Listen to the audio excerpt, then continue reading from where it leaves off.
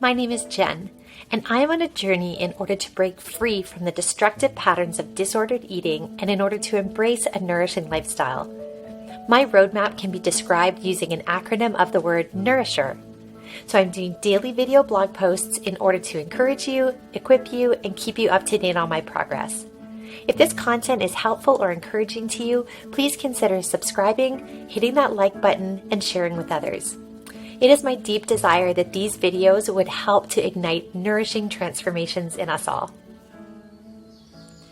Hey everybody, and welcome to my Nourisher Check In. My name is Jen, and I missed my Nourisher Check In for the very first time since I started this journey with you almost a month ago.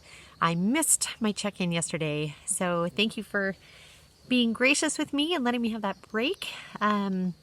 It was a day of pouring rain, and as you know, we live in a tiny little house, and I used to just wait until the whole house was quiet and everyone was asleep to do my Nourisher check-ins, but that was wreaking havoc on my sleep patterns. So now I try to, take you along for a walk or, video during the day. But yesterday was a super rainy day. We were all just, inside playing games, enjoying. And so I just thought, you know what, I'm not going to get out and try to film under an umbrella. But I'm back today and just wanting to check in. I don't feel like I have anything monumental to share today, but noticing my emotions, definitely noticing still that intensity. Also noticing, I think a while ago, or maybe it's in there's a Nourisher explanation series. I can put the links below, but I just created some videos that help explain each letter of the acronym. And I think it's in the sleep one that I talk about some quotes from a book called Why We Sleep. And there's this one great quote in there that says that, I think if I'm quoting it correctly, it says, the best bridge between despair and hope is a good night's sleep. And I have really been finding that, as I shared before, I'm just noticing my body is holding so much kind of anxiety, increased heart rate, flustered responses. Yeah, just feeling a lot of tension. And I'm so noticing that just going to sleep early, even though I think, I've got all of this pent up stuff going on in my body, I need to try to work it out. But the sleep is really, even though I'm still tired, obviously, the sleep is really helping to help my body process and have more capacity during the day. So I'm grateful for better night's sleeps. So still a lot of intensity, really, really, really using that opening up to others, reaching out to trusted people, trying to kind of let them bear witness to the level of intensity that I'm feeling right now. And, no expectation of them to fix it or change it, but just to let someone else kind of shoulder that burden and be aware of me. So much of, maybe what I end up feeling, or when I turn to food, or when I turn to my more disordered kind of ways of thinking or eating, is when I feel like people don't see me, they don't know me, they don't recognize what's happening in me, they don't, they're not aware of me, or I'm not important. I'm kind of invisible in plain view, if that makes sense. And so it's very important for me to recognize, I can grieve when other people don't have the capacity to see me, but there's a big onus on me to make myself visible, to save people. So I'm trying to learn to do that in the opening up to others. I've had, some consistent, good phone calls in being able to do that. So that's been helpful. Understanding the cycle again. I feel like yesterday I was at risk of buying into that lie, which I've mentioned to you before. There's so many different lies that I can buy into. But one of them is that, it would be better if you can just eat intuitively. Just eat whatever you want, and that is healthier eating.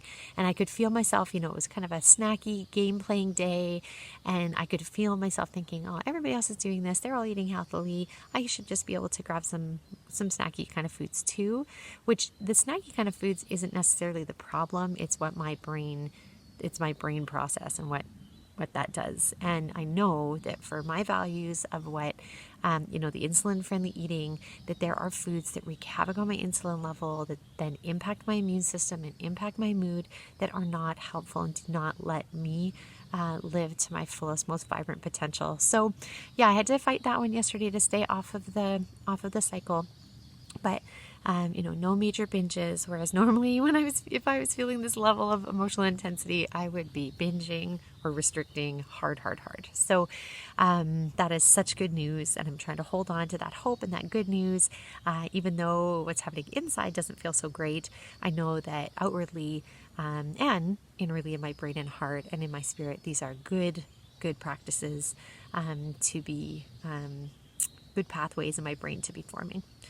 So rewire my brain. I've been doing tons of just breathing and, deep breaths, hand on my chest for comfort. Trying to have had a soothing bath to try to work out some of the added anxiety. I've been journaling and writing, mostly just journaling and writing, and then crumpling it up and throwing it away. Noticing a lot of all or nothing thinking, a lot of black and white, a lot of you may have heard of the term catastrophizing, which catastrophizing is speaking in superlatives like this will never be better or this is always like this, that kind of thing. And just trying to really monitor what am I thinking, be mindful of what am I thinking, and then present those thoughts. If you're a Christian, you may know of that verse that talks about taking every thought captive. And so really trying to grab those thoughts, look at them, be mindful of them, ask the Lord about them, be gentle to them, and continue on. So I mentioned insulin-friendly eating has been going well. Did find an appropriate kind of snacky food to enjoy while the rest of the family was kind of in that game playing snacky mood yesterday. And I talked already about sleep. That has really been restorative for me these last few days.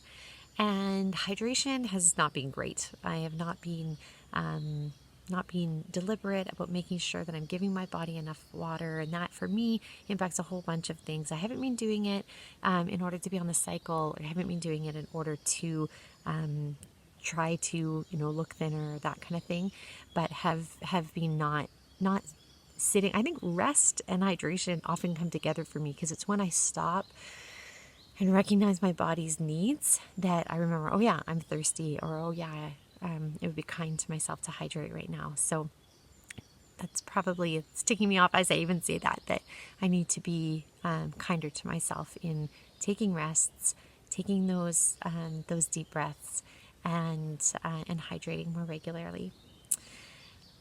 Exercise, I mentioned yesterday, was kind of a couch potato day, but I feel my body want and just delight in being outside and moving and active, and I'm so grateful because in the first few weeks of getting into the daily habit of gentle exercise, of course my body did not want to. It was like dragging a sack of potatoes out the door, but I'm noticing that desire to get out there and to get my heart beating. So I'm really grateful for that motivation.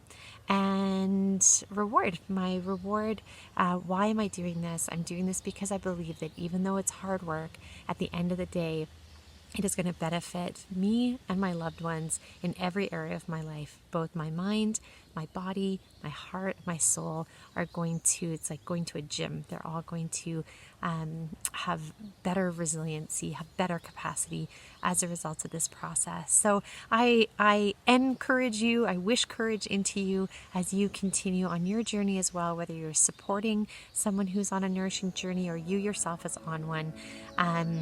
May this be a wonderful, nourishing day for you, and I look forward very much to seeing you tomorrow.